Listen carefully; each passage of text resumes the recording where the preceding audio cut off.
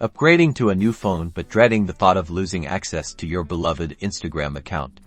Don't worry, transferring your Instagram is easier than you think. First things first, download the Instagram app on your new phone from the App Store or Google Play Store. Once installed, open the app and you'll be greeted with the login screen. Simply enter your Instagram username or email address and your password.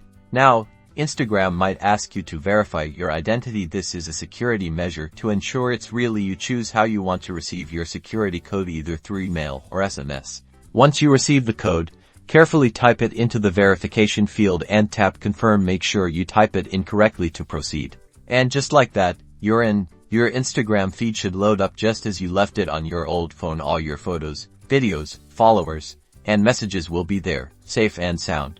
You can now log out of Instagram from your old phone. Congratulations, you've successfully transferred your Instagram account to your new phone. Easy peasy.